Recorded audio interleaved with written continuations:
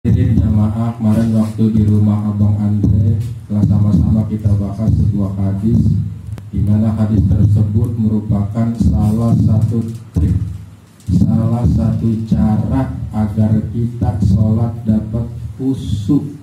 Di mana hadis yang kita pelajari kemarin menganjurkan kepada kita dan menggambarkan kepada kita, jikalau kita mengerjakan sholat, anggap sholat tersebut yang kita kerjakan detik itu, saat itu sebagai sholat penghabisan atau sholat terakhir.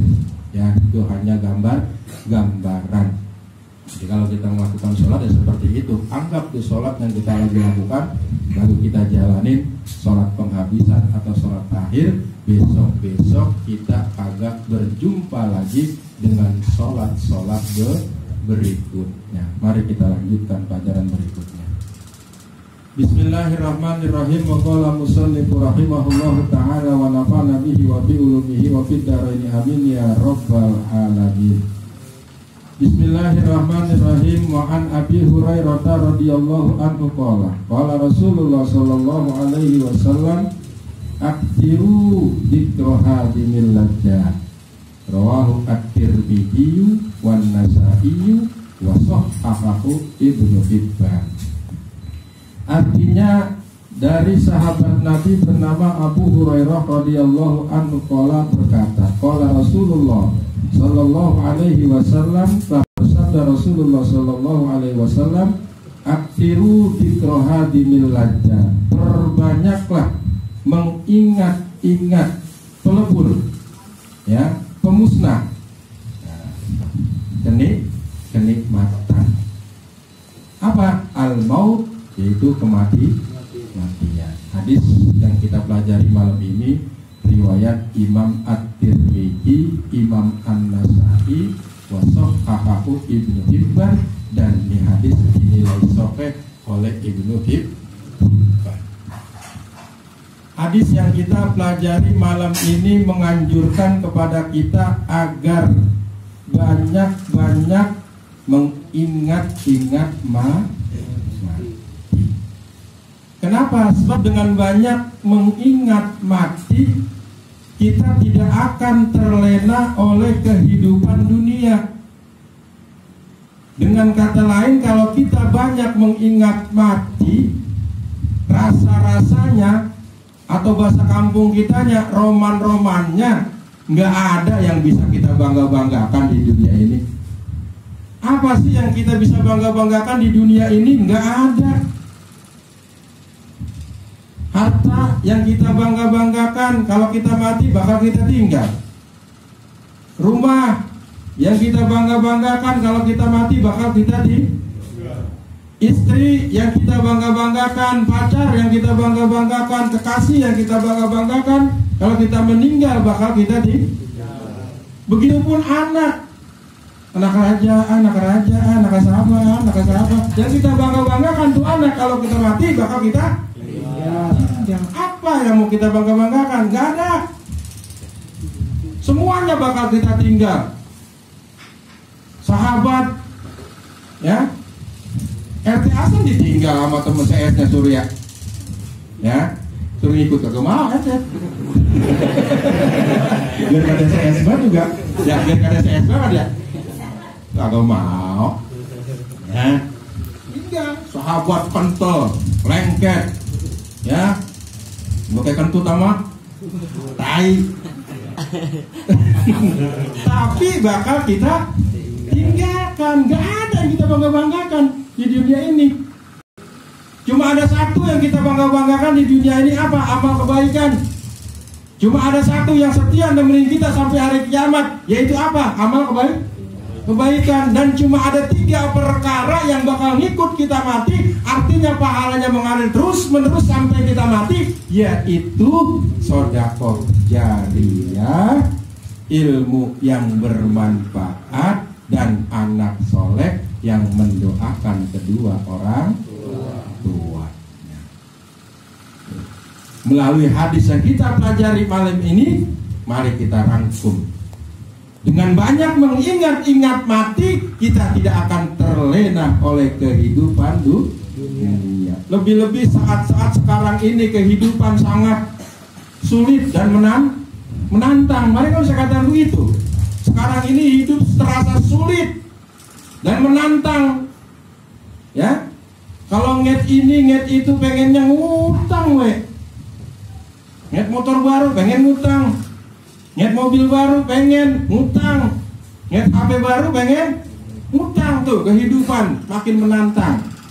Oleh karena itu kita jangan sampai terlena oleh kehidupan dunia. Makanya Rasul menganjurkan aksiru dzikra hajibil ladzat, perbanyaklah mengingat-ingat pelebur, ya, pemusnah kenikmatan. Apa yaitu pelebur kenikmatan, pemusnah kenikmatan? Yaitu tidak lain tidak bukan al-maut, yaitu kematian. Hadirin jamaah yang dimuliakan Allah Subhanahu wa taala. Telah sama-sama kita ketahui bahwa kematian itu ada di tangan Allah Subhanahu wa ta'ala. Baik ketika kita melek maupun ketika kita tidur, kematian itu ada di tangan Allah, bukan di tangan iblis, bukan di tangan setan, bukan di tangan jin, apalagi di tangan Nyai Ratu Roro. Kematian ada di tangan Allah. Dan gak ada urusannya dengan usia. Istilah kata orang Betawi, mati itu ngaca. Jika Allah sudah berkehendak, jika Allah sudah mau, bisa aja yang muda mati duluan, yang tua belakang. Jika Allah sudah berkehendak, jika Allah mau, bisa aja yang tua belakangan, yang muda dulu. Sama aja ya. Iya, itu bisa aja mati itu ngacak.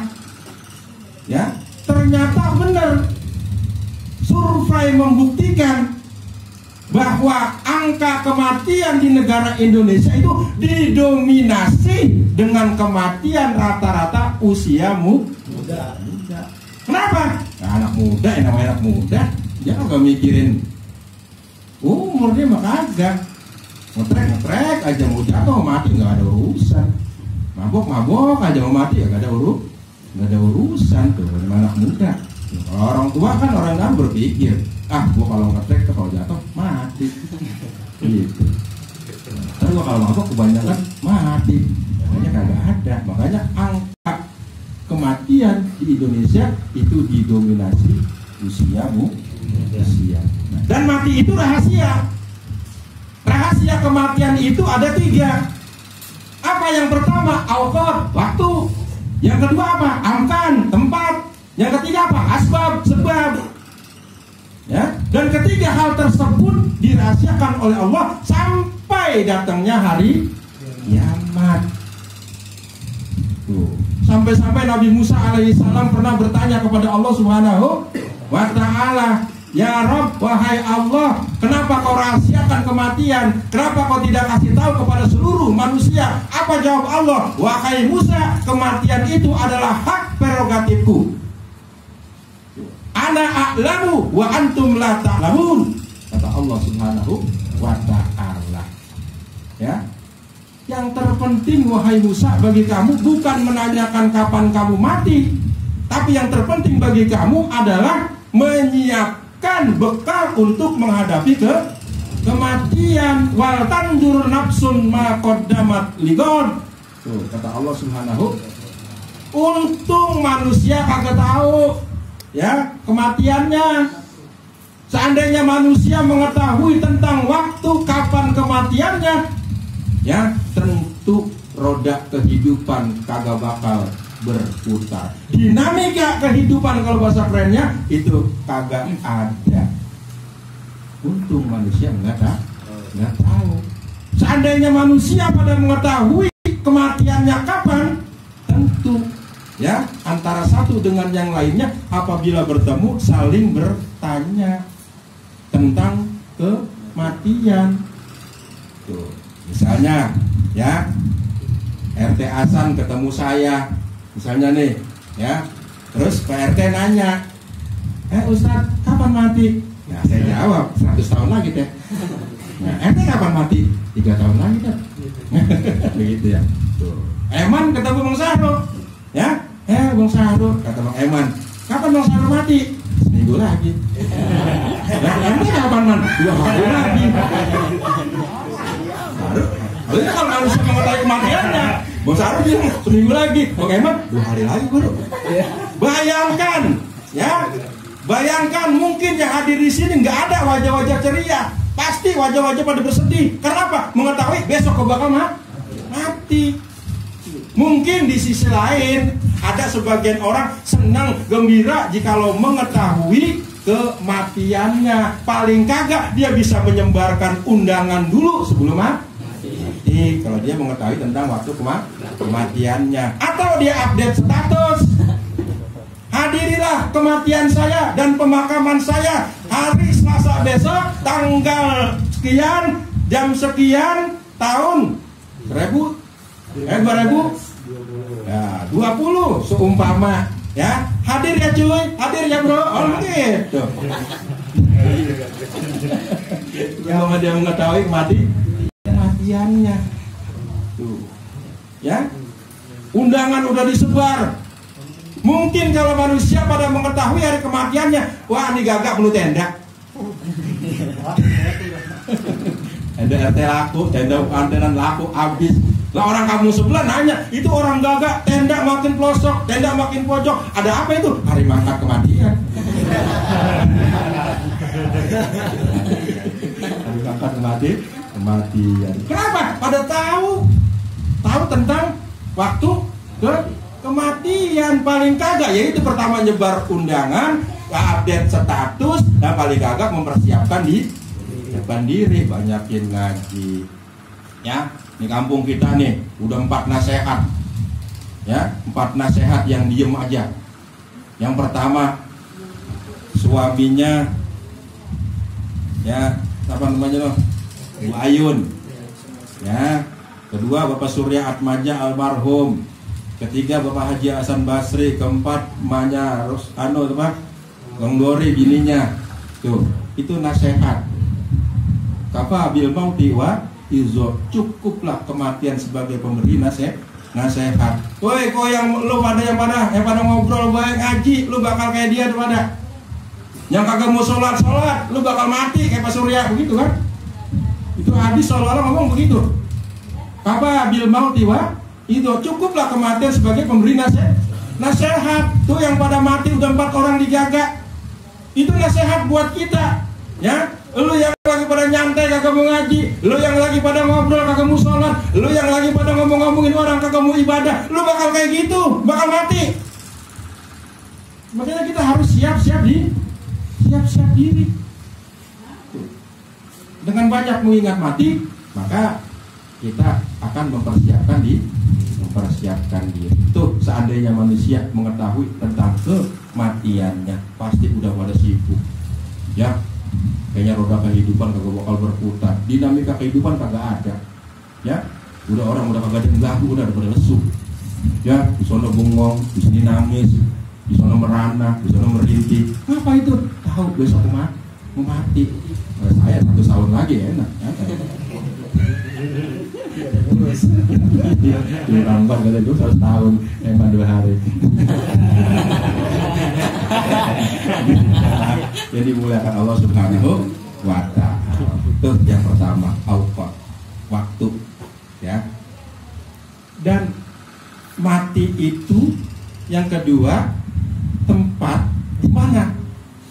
Seandainya manusia mengetahui tempat di mana dia mati, wah, ini tukang-tukang paranormal, tukang-tukang terawang lolos dari kematian, ya. Dia bakal terawang, ya. Terawang masalah apa? Masalah tempat kematiannya.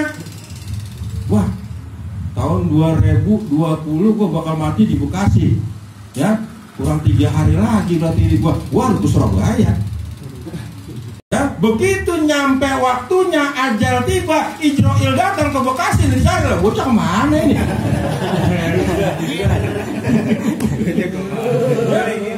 Kalau kematian bisa diketahui tempatnya, Mama Loren lolos. Kalau mati duluan dia, ya, Mama Loren lolos dari kematian. Ternyata tempat di mana kita meninggal, kita juga itu dirahasiakan, kagak tahu. Tuh, paham ini? Ya, ini rahasia Allah. Menyimpan rahasia Allah. Dan mati itu kagak mesti sakit dulu. Ya, dia jangan diambil patokan nih. Gua sehat, masih seger, ya, jauh mati, belum sakit. Ya, mati itu nggak mesti sakit dulu. Berapa banyak orang mati, orang meninggal yang kagak sakit lagi. Haji Mas Said kurang apa jaganya? Ya, mati habis olahraga. Kiper Persela Lamongan Khairul Huda, ya, mati lagi ngapain? Lagi main bola sampai sekarang. Ya, mati. Iya, sampai sekarang mati kan? Tuh, kiper Persela Lamongan Khairul ya mati lagi main bola. Jangan wah kalau sakit ya kan. Ya sakit itu salah satu sebab. Dan mati itu apa namanya, nggak mesti tua dulu ya. Ada kadang-kadang engkongnya udah tua, jalan juga udah reot, bungkuk, awet buat umurnya. Bocah baru kemarin sore badannya gagah, gemuk, tewas, mati. Terus sekarang ya. Lah iya mati bocah. Ya. Oleh karena itu jangan kita merasa jadi kita muda. Maka karena mati itu ngacak, kan saya katakan ngacak. Mati itu gak ada persoalan dengan umur, dengan usia. Kalau Allah udah mau, siapa aja bakal diambil oleh Allah Subhanahu wa Ta'ala. Karena semua yang ada di alam semesta ini milik siapa? Milik Allah Subhanahu wa Ta'ala. Nih kayak Pak RT Asam nih, ini dia dikatakan jelita, ya, jelang 50 tahun, dikit lagi lolita, lolos 50 tahun. Ya, tapi kalau umur udah 50 tahun, dia akan datang nanti kepada dia dan saya. Misalnya kan umur udah 40 lebih, 45-an, ya. Saya termasuk jelita, yang 50 tahun. Nanti kalau udah 50 tahun akan datang suatu penyakit yang kagak ada obatnya. Padahal Rasul bersabda, likulli da'in dawaun, tiap-tiap penyakit pasti ada obatnya. Nanti kalau usia 50 tahun, kalau udah tua, datang itu penyakit yang kagak ada obatnya. Penyakit apa itu? Penyakit tua. Ya. Kalau obatnya penyakit tua, biar bagaimana juga disemir, dicat rambut tetap tua. Ya, tetap tua. Kagak bisa mak muda lagi, kagak bisa mak muda lagi. Tetap engkong yang engkong, nenek ya nenek, peot ya peot, keriput ya keriput. Ya, disemir biar bagaimana tua cepet. Ya, tetap tua. Kagak ada obatnya itu penyakit. Ya. Kalau andai kata itu di apotek ada obat awet muda, tentu Pak RT Hasan sama saya berebut. Hadirin jamaah yang dimuliakan Allah Subhanahu wa Ta'ala. Ya, oleh karena itu kita kembali lagi. Jadi kita dengan banyak mengingat mati, ya, maka kita tidak akan terlena oleh kehidupan dunia ini. Ya Allah, makin tua makin menarik tampilannya. Ya, dunia ini makin tua makin menarik penampilannya. Lihat dulu sawah, sekarang udah jadi rumah. Kan menarik, penampilannya udah berubah. Ya. Dulu Hasan Basri itu pun rambutan, serem. Sekarang udah jadi rumah. Sawah-sawah udah muncul perumahan. Ya, di sawah-sawah juga udah muncul hotel-hotel berbintang. Itu artinya apa? Dunia makin tua tapi penampilannya makin menarik, makin oke. Pokoknya kita kalau kagak bisa menjaga iman, kita akan terlena, kita akan tergoda dengan kehidupan dunia. Jaga iman, jaga ketakwaan. Artinya dimanapun kita berada, takwa harus kita pelihara, iman harus kita jaga agar jangan sampai apa? Agar jangan sampai kita tergoda, terlena kehidupan dunia. Nah, kita kembali lagi pada hadis, ya.